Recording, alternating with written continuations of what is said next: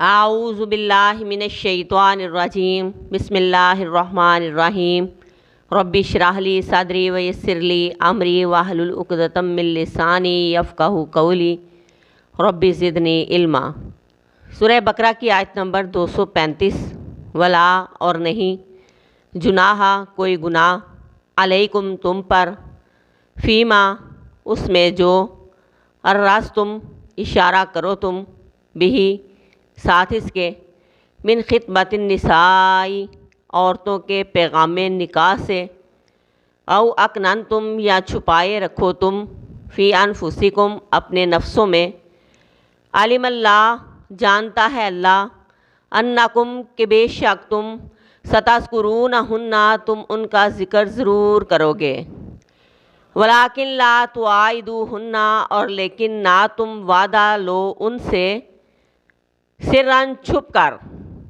الا مگر ان تقولو یہ کہ تم کہو، قولا معروفا بات بلی، ولا تعزموا اور نہ تم عزم کرو، عقدۃ نکاح کے عقد کا، حتیٰ یہاں تک کہ یبلغ الکتاب پہنچ جائے مقرر میعاد، اجلہ اپنی مدت کو، وَاعْلَمُوا اور جان لو، ان اللہ بے شک اللہ تعالیٰ، یعلم جانتا ہے، ما فی انفسکم جو تمہارے نفسوں میں ہے، فاحذروہ پس ڈرو اس سے، وَاعْلَمُوا اور جان لو، ان اللہ بے شک اللہ تعالیٰ، غفور بہت بخشنے والا ہے، حلیم بہت بردبار ہے۔ بیوہ عورت سے نکاح کرنا کوئی عیب کی بات نہیں۔ مسلمانوں کے گھرانوں میں بہترین گھر وہ ہے جس میں کسی یتیم کی دیکھ بھال کی جا رہی ہو اور اس کے ساتھ اچھا سلوک کیا جا رہا ہو، اور بدترین گھر وہ ہے جس میں کسی یتیم کی پرورش ہو رہی ہو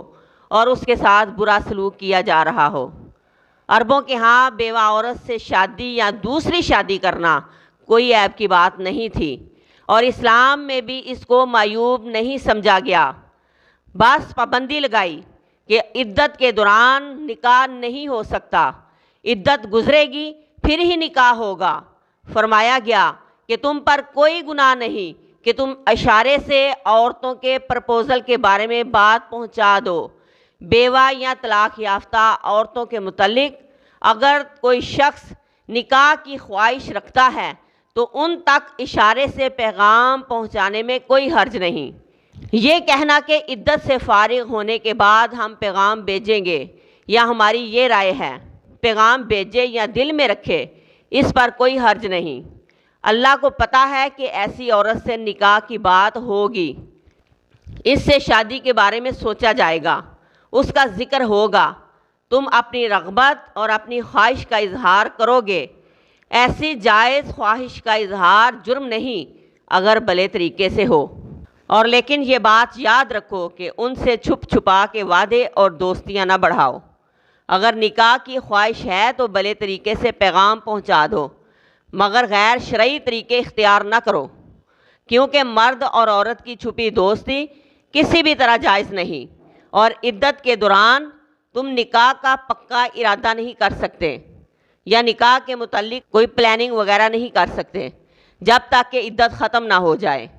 کیونکہ یہ اللہ کی حدود ہیں، اس نے مقرر کی ہیں اور ان کے خلاف نہیں جانا چاہیے۔ اور جان لو بے شک اللہ خوب جاننے والا ہے جو تمہارے نفسوں دلوں میں ہے، تمہارے دلوں کے وسوسے، بدگمانیاں، بغض، حسد، یا پھر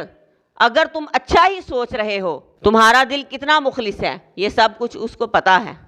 لہٰذا اس اللہ سے ڈرو، اس کی ناراضگی اور غضب سے ڈرو،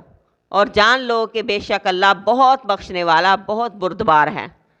ایسی غلط سوچ جس پر انسان کا بس نہ چلے، کوشش کے باوجود دل میں برے خیالات اور سوچ کو نکال نہ سکنا،